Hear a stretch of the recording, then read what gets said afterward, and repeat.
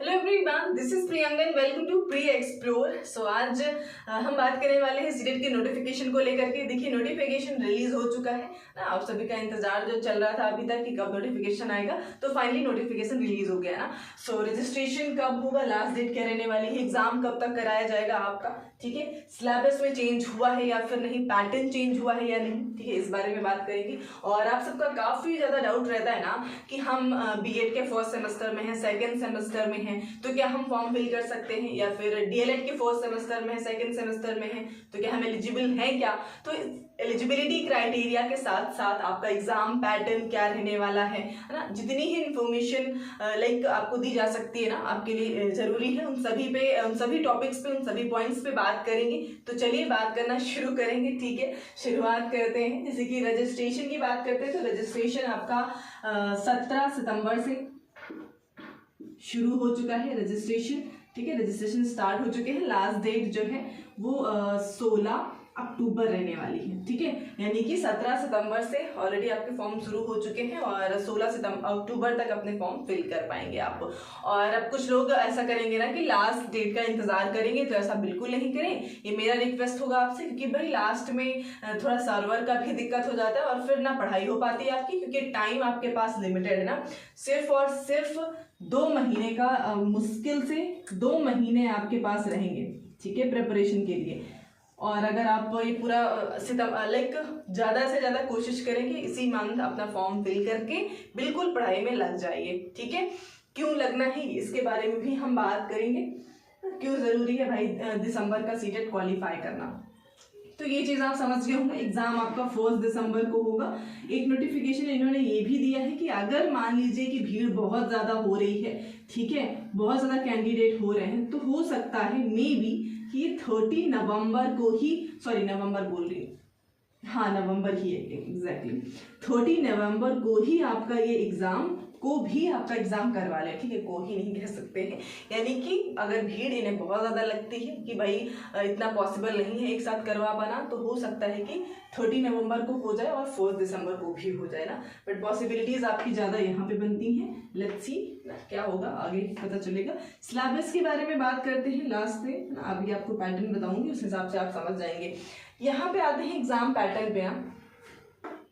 Exam pattern पे अगर हम बात करते हैं पेपर 1 और पेपर 2 के लिए, सो यहाँ पे नंबर ऑफ क्वेश्चन जो होते हैं ना, आपके नंबर ऑफ क्वेश्चन 150 रहते हैं।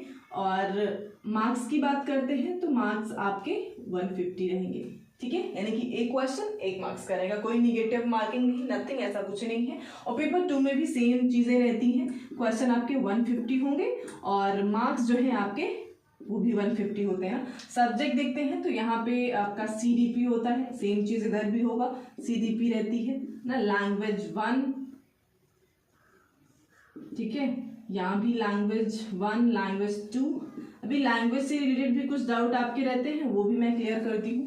लैंग्वेज 1 हो गया, लैंग्वेज 2 हो गया, और यहाँ पे आपका मैथ्स भी रहता है, ठीक है, मैथ्स और EVS, मैथ्स और EVS हो गया। इसके 30 क्वेश्चंस रहते हैं, ठीक है, 30 मार्क्स 30 क्वेश्चंस।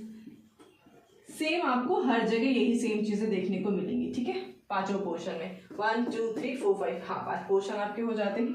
अगर पेपर 2 की बात करते हैं तो यहाँ पे CDP होता है, लैंग्वेज 1 होती है, ठीक है, लैंग्वेज 1, लैंग्वेज 2, और कुछ यहाँ पे बस इतनी चीज़ें कॉमन हो जाएंगी आपकी पेपर 1 के साथ। यहाँ पे आपका सब्जेक्ट कंसर्न रहता है, यानी कि अगर आप BSc के स्टूडेंट रहे होंगे तो आपको यहाँ पे साइंस और मैथ्स का पेपर देना होगा, अगर आपने BSc किया हुआ है, ठीक है।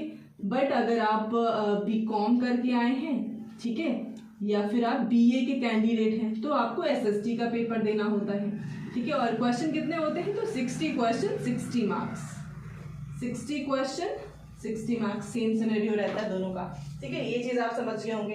अब सबसे इम्पोर्टेंट क्वेश्चन आपके दिमाग में है कि क्या हम BEd फर्स्ट सेमेस्टर में हैं, तो क्या हम सीटेट का एग्ज़ाम दे सकते हैं क्या। तो भाई आप DLED कर रहे हों, ठीक है। अब खैर ये पेपर 1 के लिए कौन एलिजिबल है और पेपर 2 के लिए कौन एलिजिबल है ना। अगर आपने JBT का कोर्स कर रखा है, या फिर BLED आपने किया हुआ है, या DLED किया हुआ है, ठीक है, तो आप पेपर 1 दे सकते हैं। अगर आप बीएड के कैंडिडेट हैं तो आप पेपर 2 दे सकते हैं। साथ में अगर आपने डीएलएड किया है या जेवीटी कर रखा है बट आप ग्रेजुएट भी है ना, ग्रेजुएट भी हैं प्लस आपने ये डीएलएड वाला कोर्स कर रखा है, ठीक है, तो भी आप पेपर 2 का फॉर्म फिल कर सकते हैं। अब यहाँ पे क्राइटेरिया की बात आती है कि क्या हम फर्स्ट सेमेस्टर में है, डीएलएड जेवीटी जिसके भी हो, फर्स्ट सेमेस्टर में है तो क्या हम फॉर्म फिल कर सकते हैं क्या? तो बिल्कुल आप फॉर्म फिल कर सकते हैं, आपका फर्स्ट सेमेस्टर हो या आपका फर्स्ट डे हो। अगर आपने एनरोलमेंट ले रखा है तो आप फॉर्म फिल कर सकते हैं ना। और अच्छी बात यह है कि आपको एक बार एग्जाम देना है, अच्छे से प्रिपरेशन करके दीजिए। और फिर क्या है, सीटेट का जो एग्जाम है ये लाइफ टाइम वैलिड है, ठीक है, लाइफ टाइम वैलिड होगा। एक बार आपको एग्जाम देना है और आप फर्स्ट सेमेस्टर में है, लास्ट सेमेस्टर में है, आपका एनरोलमेंट होना जरूरी है। आप एनरोल हो चुके हैं तो आप दे सकते हैं एग्जाम, फर्स्ट में हो, सेकंड में हो या फिर आपने पास कर लिया है, ठीक है, इससे कोई मतलब नहीं है। और यहाँ पे भी सेम चीज है, अगर आप बीएड कर रहे हैं और पेपर 2 के लिए फिल कर रहे हैं तो यहाँ पर भी आप किसी भी सेमेस्टर में हो आप फिल कर सकते हैं, ठीक है। तो ये चीज क्लियर हो गया होगा। आई होप ये क्वेश्चन आपका खत्म हुआ होगा ना, क्योंकि काफी डाउट रहता है बहुत से कैंडिडेट्स के दिमाग में। तो काफी कुछ हमने डिस्कस कर लिया है। और भी चीजें, जैसे आप फॉर्म फिल करने जा रहे हैं तो यहाँ पे हम फी की बात कर लेते हैं ना। तो देखिए फीस का क्या है, ठीक है, फी क्या है कि आपका यहाँ पे अगर हम जनरल कैंडिडेट की बात करते हैं, ठीक है, जनरल कैंडिडेट की बात करेंगे और अगर जनरल कैंडिडेट दोनों पेपर के लिए फिल करता है तो इन्हें 1200 पे करना होगा, ठीक है, 1200। लेकिन अगर सिर्फ सिंगल पेपर देना चाहते हैं आप तो दोनों के लिए ही आपको 1-1 देना होगा ना। आप चाहे बीएड कैंडिडेट होंगे तो लाइक वो एक ही पेपर फिल करेंगे तो 1000 देना होगा, इधर भी 1000 देना होगा।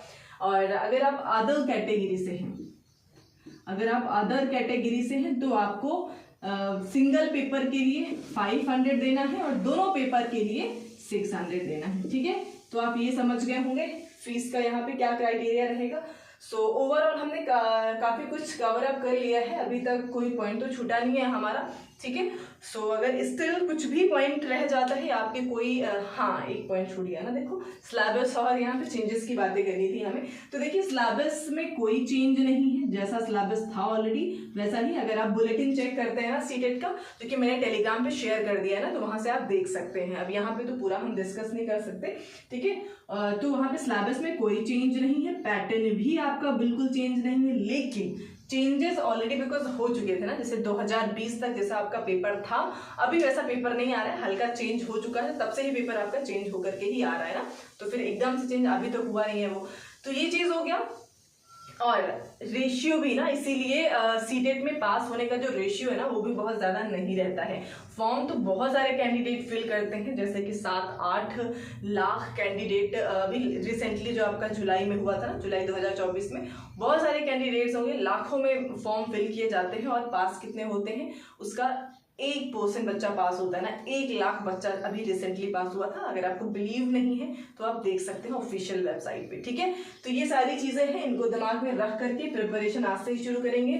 टाइम आपके पास बहुत लिमिटेड है, ठीक है। टाइम देखते हैं तो यहाँ पे अभी सितंबर चल रहा है, ठीक है, अभी आपको फॉर्म फिल करने में ही निकल जाने वाला है और 1 दिसंबर को ही आपका एग्जाम है ना। तो मुश्किल से 2 महीने हैं और उसमें भी लास्ट के 15 दिन आपका रिवीजन में जाना चाहिए ना। तो देखा जाए तो 1 महीना, 1 से 1.5 महीना आपके पास है, ठीक है, प्रिपरेशन के लिए। तो आज से अभी से बहुत बेहतर तरीके से लग जाए। और हमारे ही चैनल पे अगर आपने देखा हो ना, प्लेलिस्ट पे विजिट करेंगे तो सीडीपी की PYQs चल रही हैं, साथ में हम कंटेंट भी प्रैक्टिस कर रहे हैं ना। अभी मैं कोशिश करूंगी कि डेली आपको कंटेंट प्रोवाइड कराया जाए ताकि आपका सिलेबस जल्दी कंप्लीट हो जाए और फिर आप रिवीजन पे ज्यादा से ज्यादा फोकस रहे ना। और PYQs तो आज से ही उठा लीजिए पढ़ाई के लिए ना, ये सजेशन रहेगा मेरा आपके लिए। और जितना भी PYQs आप लगा सकते हैं ना, प्रैक्टिस प्लीज कृपा करके नहीं लेंगे, ठीक है, सिर्फ PYQ पे ही फोकस करें।